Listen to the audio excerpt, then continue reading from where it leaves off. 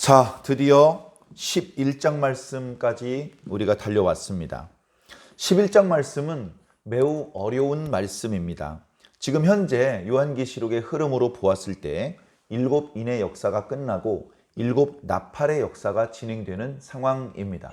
7 나팔 중에서 현재 6번째 나팔까지 불리워진 상황이고 7번째 나팔이 아직 불리워지기 직전입니다. 그래서 굳이 말씀드리자면 지금 나팔의 역사가 진행되고 있는데 그 중에서 6번째 나팔과 7번째 나팔의 이야기 사이에 막간에 끼워져 있는 말씀인 것이죠. 왜 이렇게 막간에 뭐가 끼워져 있습니까? 그것은 우리가 결정할 수 있는 문제가 아니고 우리가 잘했다, 잘 못했다 판단할 수 있는 문제도 아닙니다. 우리는 그저 말씀을 주시면 감사할 뿐이죠. 사도 요한도 마찬가지입니다. 말씀을 기록하면서 왜 이렇게 뒤죽박죽이죠? 라고 그렇게 말하지 않고 그저 하나님께서 보여주신 순서대로 최대한 자세히 기록하려고 노력했을 뿐입니다.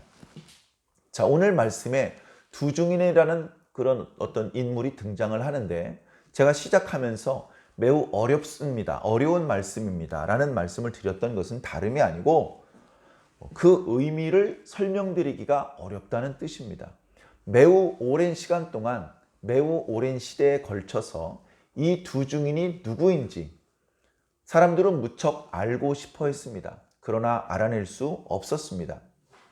이 두 증인에 대한 몇몇 설명들이 나타나지만 그 설명만 가지고서는 온전히 그 의미를 해석할 수 없습니다. 심지어 이 말씀을 시대시대에 그리고 지역지역에 있었던 여러 이단들이 마치 자신을 위한 말씀인 것처럼 갖다 써먹어 버렸습니다. 너희들은 이 말씀의 뜻을 모르지? 우리는 이 뜻을 알고 있어. 너희들은 이 사람이 누군지 모르지? 그분은 바로 우리 교주님이셔. 예를 들면 이런 식으로 아전인수격 해석을 해서 많은 사람들을 미혹했고 또 진리에서 떨어져 나와 넘어지게 만드는 역사들이 많이 있었습니다. 그래서 이 말씀을 이렇게 자세하게 그 의미를 파헤치는 것이 조금 금기시되는 그런 측면마저 있었습니다. 그러나 대부분의 건전한 목사님들은 이 말씀을 읽으면서 모르면 모른다라고 말을 하고 그리고 아는 부분에 대해서는 아는 만큼 그렇게 강단에서 선포를 하는 것을 옳게 생각하는 그런 분들도 많이 있습니다. 그래서 오늘 이 말씀을 읽으면서 우리가 이 말씀은 이런 뜻이구나 라고 분명히 깨달아지는 부분은 이 부분이 바로 오늘 나에게 주시는 말씀이구나 그렇게 받으시고 잘 이해가 안 되는 부분 또는 오해의 소지가 있는 부분을 억지로 풀다가 오히려 미궁에 빠져버리는 어리석음을 범하지는 않는 것을 당부를 드립니다. 자, 1절에 보니 하나님께서 사도 요한에게 지팡이 같은 갈대를 주십니다. 결국 갈대를 주신 것이죠. 지팡이 같은 갈대라고 합니다. 이것의 의미를 정확히 알기 어렵습니다. 자, 갈대는 사실은 강하지 않아요. 지팡이는 체중을 실어서 눌러도 내 몸을 지탱해 줄 수 있는 강력한 그런 어떤 막대기여야 되는데 사실상 갈대는 정말로 그렇게 내 체중을 실을 수 있는 그런 힘을 가지고 있지는 못합니다. 갈대의 특징을 굳이 말씀드리자면 길다랗고 속이 비어 있습니다. 그래서 이 갈대는 뭔가 이쪽과 저쪽을 연결하는 통로로서의 역할을 할 수 있고 그리고 매우 좁지만 그 좁은 통로를 통해서 그 반대편을 들여다볼 수 있는 그런 기능도 있다고 그렇게 알려져 있습니다. 그래 이제 그것이 정확히 무엇을 의미하는지는 모르지만 어쨌든 환상과 계시 속에서 사도 요한은 주님께 지팡이 같은 갈대를 받았어요. 정말로 갈대로 뭘 어찌하는 건 아니겠지만 무언가 하나님께서 당신의 종에게 무언가를 주신 것이죠. 그것이 물건인지 그 눈에 보이거나 손에 잡히지 않는 어떤 영적인 권세인지 무엇이 되었든 주셨습니다. 주시면서 말씀하시기를 너는 가서 하나님의 성전과 제단과 그 안에서 경배하는 자들을 측량하라. 측량하는 것은 뭡니까? 건축 공사 같은 것을 할 때, 작게는 가구 같은 것을 만들 때, 그러면 이제 그 재료에 해당되는 것을 자로 재죠.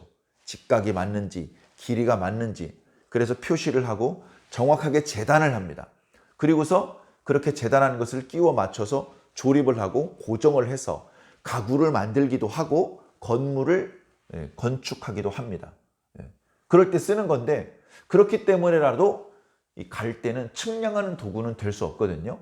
자, 어찌되었건 측량을 하라고 말씀하십니다. 측량을 하는데 단순히 성전과 제단만 측량하라고 하셨다면 그게 율법에 정해져 있는 기준대로 적당한 크기로 만들어져 있는지를 확인하라는 뜻인가? 그렇게 생각하기 쉽지만 결정적으로 거기서 하나님께 경배하는 자들을 측량하라고 말씀하십니다. 사람을 측량하다니요. 키, 가슴둘레, 몸무게를 측정하라는 뜻입니까? 그게 아니죠. 여기서 측량은 역시 거기서 하나님께 경배드리는 사람이 정말 참된 마음으로 경건하고 또는 진실한 마음으로 하나님 앞에 경배를 드리고 있는 것인지, 아니면 위선적인 마음으로 하나님을 경배하는 척하고 있는 것인지를 보라는 말씀입니다. 이런 말씀을 주신 까닭은 하나님의 성전까지 들어와서 하나님께 경배를 하면서도 진심을 담지 않은 채 경배하는 척하는 사람들이 많이 있기 때문일 것이라고 저는 생각을 합니다. 그래, 교회에 이름이 등록되어 있다. 교회 출석부에, 교회 헌금함에 자신의 이름이 있는 것으로 만족하시면 안 됩니다. 물론 일단은 교회에 등록되셔야 됩니다. 일단은 교회에 출석하셔야 됩니다. 이게 기초 중에 기초죠. 그런데 교회 이름이 등록되어 있고 출석한다고 모든 것이 끝난 것은 아니다. 사실은 그때부터 시작이다. 그래, 교회 왔으면 화장실만 볼 일만 보고 집으로 갈 것이 아니라 기도하고 가야죠. 예배를 드리고 가야죠. 그리고 당연히 그 기도는, 그리고 당연히 그 예배는 하나님 앞에 진심을 다한 기도여야 되고 하나님을 경외하는 마음이 담겨진 예배여야 되는 것입니다. 정말 그렇게 예배를 드리고 있는지 측량을 하라는 겁니다. 측량을 하는 사람은 기본이요, 기록입니다. 측량을 한 내용을 기록하지 않으면요, 또 측량해야 되잖아요. 기록합니다. 아무개 집사, 간절한 마음으로 기도함. 아무개 집사, 기도하다가 딴 생각함. 아무개 권사, 예배 시간에 좀. 아무개 장로, 예배 시간에 핸드폰을 쳐다봤음.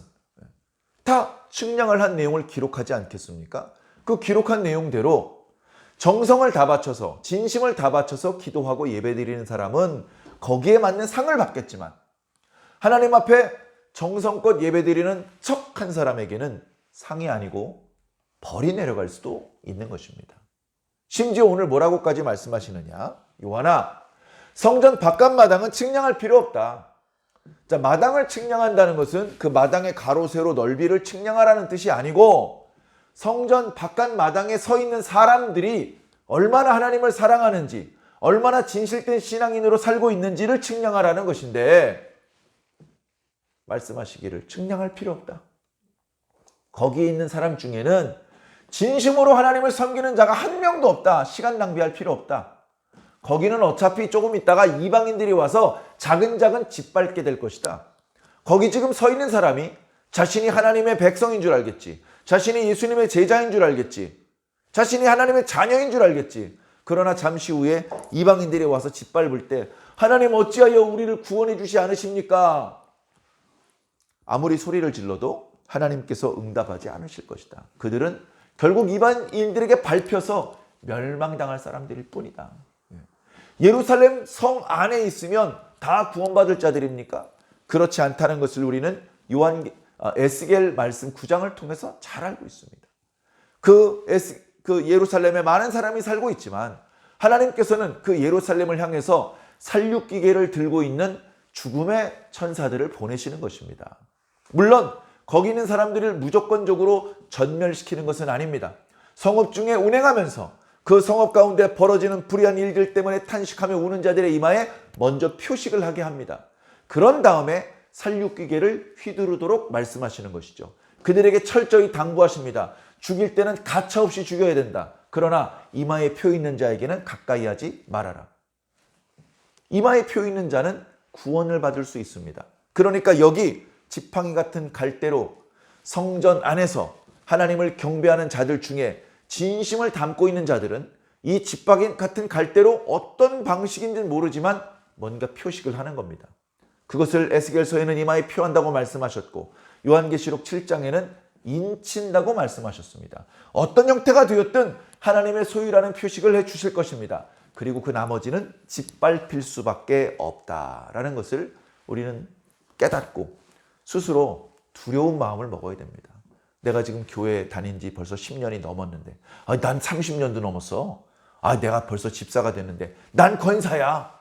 권사가 됐으면 하나님 나라가 보장된 것입니까? 아닙니다. 얼마든지 굴러 떨어질 수 있습니다. 마지막 순간까지 방심하지 말고 정신을 차리고 깨어 기도해야 됩니다. 찬송가 중에서도 원수가 천국 문턱에까지 우리를 기다리면서 우리를 넘어뜨리려고 하고 있기 때문에 그 원수와 우리는 싸워야 된다.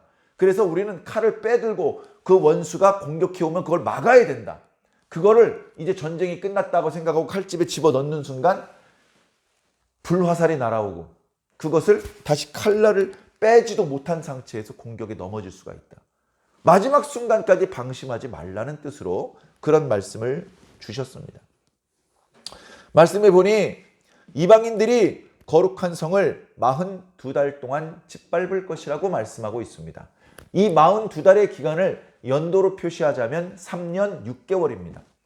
그리고 잠시 후에 등장하게 될 두 증인이 예언하는 기간인 1260일도 달수로는 42달, 년수로는 3년 6개월입니다. 참으로 두렵습니다. 이게 정확히 어떻게 돌아가는지 모릅니다. 우리가 지금 계수하는 그 시간의 속도인지 상징적인 의미인지 지금으로서는 뭐라고 말씀드릴 수 없지만 말씀하셨으니 이런 역사가 반드시 나타날 것입니다. 한쪽에서는 짓밟히는 역사가 나타나고 한쪽에서는 하나님의 말씀을 예언하는 역사가 나타납니다. 자, 두 증인이 등장을 했습니다. 3절에 내가 나의 두 증인에게 권세를 줄 것이다. 그들이 굵은 베옷을 입을 것이다. 그들이 1260일을 예언할 것이다. 자, 이 두 증인의 핵심적인 사명은 예언하는 것입니다. 다시 말해서 하나님의 뜻을 선포하는 것입니다. 이 두 증인의 예언의 말씀은 당연히 1차적으로는 성전에서 하나님께 경배드리는 사람, 요즘 말로 말씀드리자면 교회에서 예배드리는 그런 그리스도인들을 향해서 말씀이 선포될 것입니다. 그러나 시간이 지나면서 교회를 넘어서 세상에 살고 있는 모든 사람들에게 하나님의 뜻, 하나님의 계획이 전파되겠죠. 안타까운 것은 예나 지금이나 심지어 이 두 증인의 역사나 그 예언의 내용을 환영하고 믿어주고 지지하는 자들의 숫자는 많지 않을 것이라는 겁니다. 어느 선지자가 예언을 했을 때 사람들이 환호하면서 열렬히 믿어주었습니까? 어떤 선지자가 백성들의 압도적인 지지를 받았습니까? 모세가 그런 적이 있습니까? 엘리야가 그런 적이 있습니까? 시간이 많이 지난 후에 모세가 죽은 지 800년 후에 이스라엘 백성들은 모세를 찬양했습니다. 그러나 모세가 살아있을 때 이스라엘 백성들은 모세한테 돌을 던지려고 했습니다. 엘리야를 좋아하죠? 엘리야가 기도했더니 불이 떨어지고 엘리야가 기도했더니 비가 끊어지고 엘리야가 다시 기도했더니 비가 내렸습니다. 엘리야를 다 환호하고 열광합니다. 거의 이스라엘 백성들이 모세 다음으로 좋아하는 선지자가 엘리야 선지자입니다. 엘리야 선지자는 심지어 죽음을 맛보지 않고 하늘로 승천한 흔하지 않은 위대한 선지자였습니다. 그런데 정작 엘리야가 살고 있던 시절에는 엘리야를 그렇게 좋아하지 않았습니다. 엘리야를 그렇게 막 떠받들지 않았어요. 엘리야를 아주 귀찮은 존재로 생각했고요. 엘리야, 그 자식 또 뭐 예언했어? 또 짜증나겠네. 아주 불편하게 생각을 했습니다. 엘리야를 그렇게 열광한 것은 엘리야가 죽은 지 수백 년이 지난 후였습니다. 지금은 모두가 엘리야와 모세를 좋아합니다. 정작 그 선지자가 살고 있던 시대에는 그 선지자의 말씀을 아무도 좋아하지 않았던 것입니다.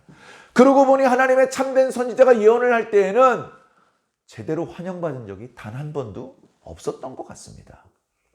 그런 흐름이 이어져서 오늘 본문 말씀에 나타나는 두 증인도 하나님의 참 선지자이기 때문에 이 선지자가 1260일을 예언하지만 변변히 이 선지자들의 예언을 사람들이 믿어주고 들어주고 따라주지 않았던 것 같습니다. 오히려 말씀을 보면 이 사람 저 사람이 야 임마 너 그런 예언하지 마.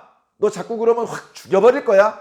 이렇게 두 증인을 위협하는 일들이 많이 있었던 것 같습니다.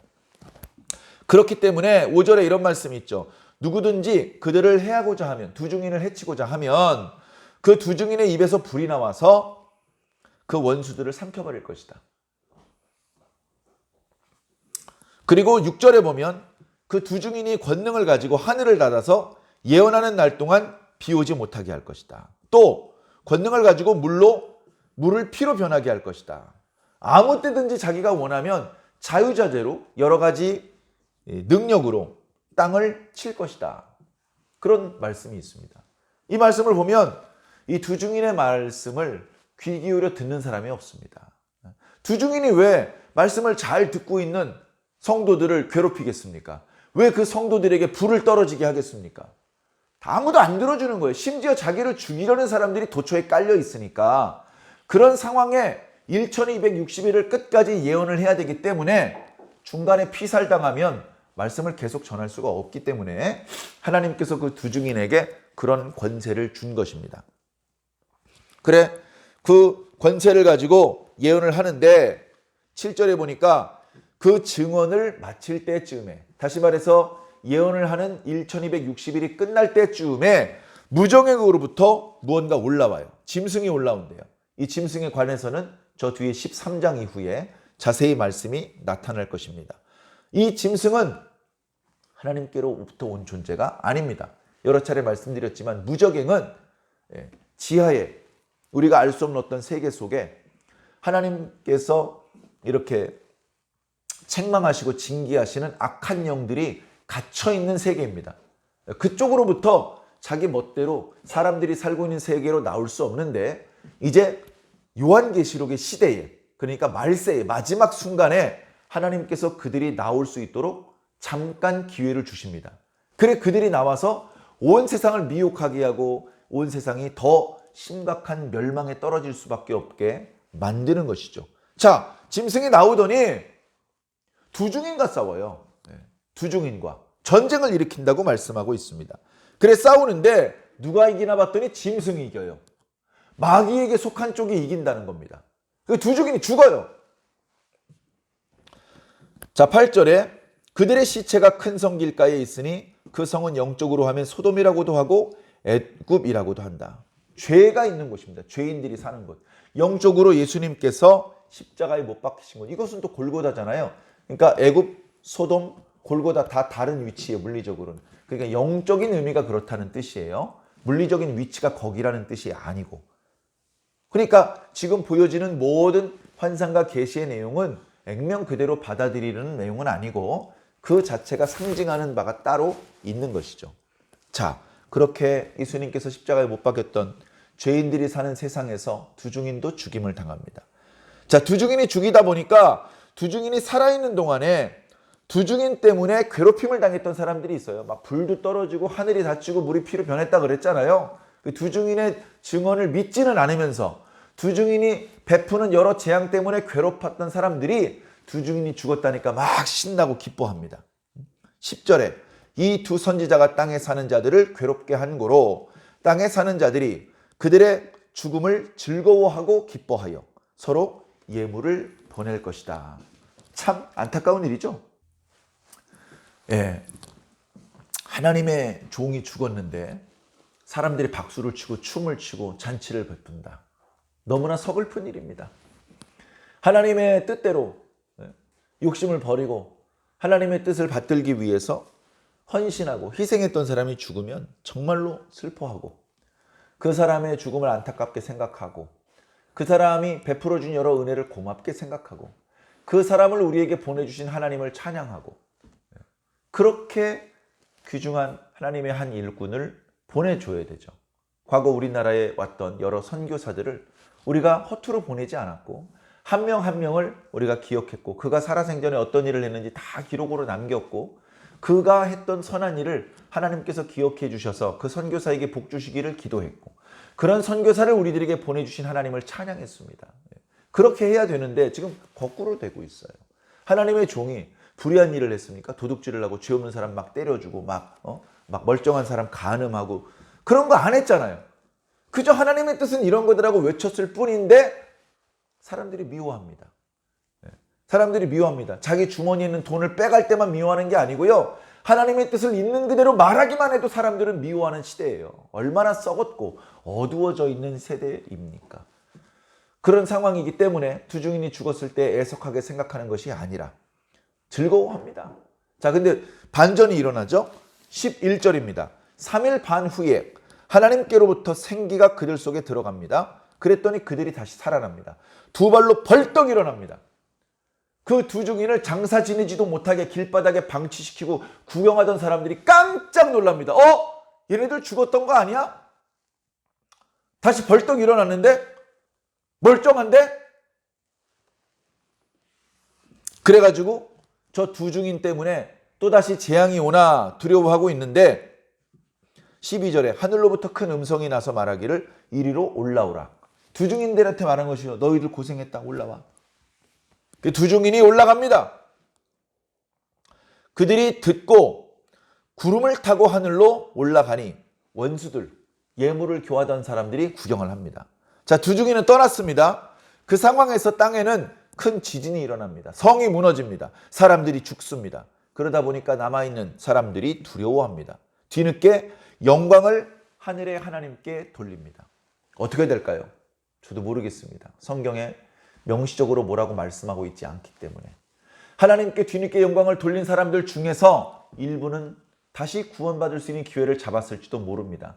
일부는 또다시 변심해서 악심을 품고 멸망자가 됐을지도 모릅니다. 또 그나마 하나님을 두려워하거나 하나님께 영광을 돌리지 않았던 사람들은 100% 멸망을 당했을 것 같습니다. 자, 이런 역사가 나타나는데 마지막에 둘째 화는 지나갔으니, 갑자기 이게 무슨 말씀이더라? 저 앞에 8장 13절에 있었던 말씀이구나. 8장에 7 천사가 7 나팔을 받아서 7 나팔 불기를 예비하고, 첫째 천사가 나팔을 불고 둘째 천사가 나팔을 불고 셋째, 넷째 천사가 나팔 부는 이야기가 나온 다음에 하늘을 보니까 날아가는 독수리가 보여요. 정말 독수리인지는 모르겠습니다. 왜? 독수리가 사람의 말을 하니까. 독수리가 말하기를 땅에 거하는 자들에게 화가 있으리로다. 왜? 아직도 7 나팔 중에 4 나팔만 불러서 5번째, 6번째, 7번째 나팔이 불려져야 되거든. 요 5번째, 6번째, 7번째 나팔 불려질 때 쏟아질 재앙은 첫 번째, 두 번째, 세 번째, 네 번째 나팔 때 쏟았던 재앙을 모두 합한 것보다 더 센 게 내려와. 그러니 땅에 있는 자들은 이제 큰일 났다라고 화가 있으리로다라고 말을 한 겁니다. 자, 그 중에서 5번째 천사가 나팔을 부는 재앙이 땅에 쏟아졌습니다. 6번째 천사가 나팔을 부는 게 땅에 쏟아졌습니다. 그 재앙의 모든 이야기가 13절에 끝난 겁니다. 그리고 14절에 아직도 하나 남았다. 둘째 화는 지나갔으니 보라, 셋째 화가 속히 임할 것이다. 세 번째 화는 7번째 천사가 소리내면 그 다음에 나타나겠죠. 그것은 우리가 내일 묵상하게 될 말씀에 나타날 것 같습니다. 사랑하는 성도 여러분, 오늘 말씀에 나타나고 있는 여러 상징들을 우리가 일일이 풀이하지는 못했지만 분명한 사실은 이런 겁니다. 사실은 두 증인이라는 별도의 하나님의 종이 있지만, 그러나 우리가 이런 두 증인은 아닐지 몰라도 우리도 예수 그리스도를 증언해야 될 증인이라는 사실입니다. 교회의 사명은 증인의 사명입니다. 처음에 예수님께서 부활하신 이후에 몇몇 제자들이 예수님께서 부활하셨다는 것을 알게 되었습니다. 몇몇 제자들은 부활하신 예수님을 만나기도 했습니다. 예수님께서 뭐라 그랬습니까? 나머지 제자들을 찾아가서 내가 다시 살아났다고 알려줘라. 그래, 찾아갔습니다. 그래서 뭐라고 말했습니까? 예수님께서 다시 살아나셨어. 이게 뭐죠? 증언입니다. 증언. 내가 다시 살아나신 예수님을 봤어. 예수님 지금 살아계셔. 에이, 그럴 리가 있나? 베드로가 믿지 못하고 무덤에 달려갔는데 무덤은 열려있고 그 안에 아무것도 없습니다. 그 예수님께서 살아나셨다는 이야기를 한 사람들의 말을 믿을 수밖에 없습니다. 야, 이게 어떻게 된 거지? 머리를 갸우뚱거리면서 다시 숙소로 돌아오다가 정말로 예수님을 만났습니다. 베드로야, 어찌하여 그 여인들의 말을 더디 믿느냐? 확실히 믿게 됐죠. 제자들이 있는 다락방에 예수님께서 가셨습니다. 두려워하지 마라. 두려워하지 마라. 너희들은 내가 과거에 너희들과 함께 있을 때 들었던 말씀대로 하면 된다. 근데 그 자리에 또 도마가 없었습니다. 많은 제자들이 예수님을 봤다고 말했는데, 야, 이런 미친놈들. 야, 너희들마저 이러면 어떻게 정신 차려. 이러고 있는데 도마가 있을 때 예수님께서 또 나타나 주셨습니다. 도마야, 내가 다시 살아났다는 네 친구들의 말을 왜 믿지 않는 것이냐? 이리 와라. 내 손바닥 봐. 못자국 보이지? 여기 네 손가락을 집어넣어 봐라. 이건 영이 아니라 진짜 내 몸이다. 네가 만져보고 의심하지 말고 진짜 믿는 자가 되라. 도마가 그 자리에서 엎드려 무릎을 꿇었습니다. 나의 주님이시고 나의 하나님이십니다. 도마는 그때 이후로 예수님을 부인하거나 의심하지 않았습니다. 그때부터 자기 목숨이 다 끊어지는 순간까지 예수님의 증인으로서의 삶을 살았던 거예요. 그래, 예수님의 12 제자가 다 죽었습니다. 그러면 더 이상 예수 복음을 전하는 사람이 없느냐? 아니요. 제자의 제자가 증인이 되는 것입니다. 그리고 제자의 제자의 제자가 증인이 되는 것입니다. 그렇게 해서 오늘 저와 여러분들도 예수님의 증인이 되어야 됩니다. 예수님의 증인이 되어야 됩니다. 내가 만난 예수님은 이렇습니다. 내가 알고 있는 예수님은 이렇습니다라고 말해야 됩니다. 과연 우리가 정말 성실하게 예수 그리스도의 증인으로서의 삶을 살고 있는지 반성해 보아야 됩니다. 말해봤자 안 믿을 거야. 심지어 이런 사람도 봤습니다. 성도들끼리 모여서 밥 먹을 때는 기도를 하는데, 그런데 식당에 가면 거기 교회 안 다니는 사람들도 많이 들어와서 먹기 때문에 거기서 기도를 안 합니다. 거기서 기도를 안 해요. 그리고 기도해도 되는 자리인데 그 함께 식탁에 앉아있는 사람 중에 교회 안 다니는 사람이 있으면 그 사람 불편할까 봐 기도를 또 안 해요. 왜 안 하십니까? 아유, 저 사람 불편할까 봐 그랬습니다. 자, 그런데 어떤 사람은 거꾸로 그 사람이 불편하거나 말거나 기도합니다. 식당에서 조금 소란하고 기도하지 않고 식사하는 사람들이 많은 틈에서 단체로 가서 한 사람이 큰 소리로 대표 기도를 하고 식사를 하기도 합니다. 멋있게 기도하는 분은요, 그렇게 식사 기도를 할 때 그 식당에 함께 식사하는 다른 사람들을 위해서도 기도하고요, 그 식당을 위해서도 기도하더라고요. 정말 멋있는 사람입니다. 그렇게 기도하면 식당에서 기도한다고 욕하지 않아요. 불편하게 하지 않아요. 아이고, 저희들까지 위해서 기도해 주셔서 고맙습니다, 이렇게 말합니다. 그리고 믿지 않는 친구들과 함께 식사할 때 혼자 조용히 기도하면 친구가 너 뭐 한 거야 조금 전에? 감사 기도한 거야. 나 교회 다니잖아. 그래? 하다가 그 친구를 예수님께 인도할 수 있는 기회가 생기는 겁니다. 근데 내가 기도하지 않으면 어떻게 됩니까? 내가 기도하지 않으면 문제가 생겨요. 실제로 제가 직장 생활을 할 때 그런 적이 있었습니다. 저는 처음부터 그 직장에서 신우회가 있어서 거기 가입해서 활동을 했습니다. 그런데 신우회에 갔더니 활동하는 사람이 4명, 5명밖에 없는 거예요. 직원이 200명이 넘는 회사였는데, 아니 200명이 넘는 이 직원들 중에 교회 다니는 사람이 4, 5명밖에 안 됩니까? 근데 다 바쁘고 이래저래 뭐 해서 안 오는 거지 교회 다니는 사람 많아요. 뭐 그런 얘기를 들었어요. 시간이 지났습니다. 제가 소속된 부서에서 1박 2일로 단합대회를 가기로 했어요. 1박 2일로. 그래서 토요일 날 가가지고 주일 날까지 하룻밤 지내면서 뭐 이렇게 술도 한잔 마시고 노래도 부르고 고기도 구워 먹고 하면서 이제 우리 으쌰으쌰 다시 마음을 잘 맞춰서 열심히 일해보자. 뭐 이런 좋은 의미에서의 행사죠. 문제는 뭐냐 하면 그 행사가 토요일에서 주일까지 이어지다 보니까 주일 예배를 못 드리잖아요. 그게 걱정이 많은 거예요, 내가. 걱정이 많아. 주일 예배를 빠지면 안 되는데. 그리고 그 행사를 드리는 곳은 이 제가 다니던 교회에서 꽤 멀리 떨어진 곳이었어요. 그럼 제일 좋은 건 그 행사에 참가를 안 하면 좋은데, 아니 제가 막내 사원인데 나 안 갈래요. 교회 가야 되니까. 그렇게 말하는 것은 뭔가 좀 건방진 행동 같고 좀 무서웠어요. 그런 말을 꺼내기가. 그래서 뭐라고 말을 꺼내지 조마조마 하는데 조금 있으니까 어떤 대리쯤 되는 사람이 차장님 앞에 서가지고 차장님 죄송한데 제가 이번에 우리 팀에서 가는 단합대회에 참가를 못하겠습니다. 죄송합니다. 그랬더니 차장님이 막 야단을 치는 거예요. 근데 뭐라고 야단치냐면 김은상 씨가 교회 가야 되기 때문에 MT에 참가하지 못하겠습니다. 그러면 아이고 그래 교회 가야지. 괜찮아. 이렇게 얘기해 주려고 했대요. 왜냐하면 이 김은상 씨는 처음에 신입사원으로 입사할 때부터 지금까지 신우회 활동을 열심히 했고 우리 팀에서도 기독교인으로서 정말 모범적인 모습을 보여왔다. 야, 근데 임마 너는 교회 다니는 사람인 건 오늘 처음 알았어. 야, 너도 교회 다니는 사람이었냐? 막 야단을 치는 거예요. 그러니까 우리가 교회 다니는 사람이라는 것을 숨기면 안 됩니다. 그게 왜 부끄럽습니까? 그걸 드러내면 손해를 봅니까? 그런 두려운 마음을 먹지 말고 우리가 예수님을 믿는 사람이라는 것을 드러내는 것이 좋을 것 같습니다. 그렇게 드러내는 과정에서 우리가 예수님의 증인으로서의 역할을 감당하는 거예요. 그래서 결국 어떻게 됐냐면요. 그 야단 맞았던 대리님도 저도 그 MT에 참여를 했습니다. 참여를 했는데 두 번째 날 주일날 아침에 새벽같이 그 대리님 차를 타고 나왔어요.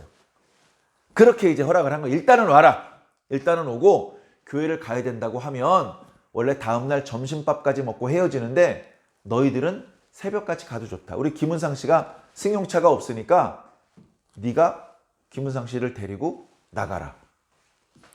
그렇게 돼가지고 MT도 참여할 수 있고 주일 예배도 빠지지 않을 수 있었어요. 저는 하나님의 은혜라고 생각합니다. 사랑하는 성도 여러분, 여러분들도 마찬가지입니다. 살면서 다양한 난처한 상황이 생길 수 있습니다. 그때에 여러분들이 그리스도인이라는 걸 굳이 숨기지 마십시오. 그리고 매 순간 기도하십시오. 주님께서 어떻게 길을 열어주실지 모르기 때문입니다. 그렇게 해서 우리가 비록 약하지만 우리의 어떤 영향력은 크지 않지만 우리가 이 땅에 있는 동안에 예수 그리스도의 증인으로서의 삶을 사는데 하나님 앞에 부끄럽지 않은 그런 증인으로서의 삶을 잘 살아주시기를 예수님 이름으로 간절히 축원합니다.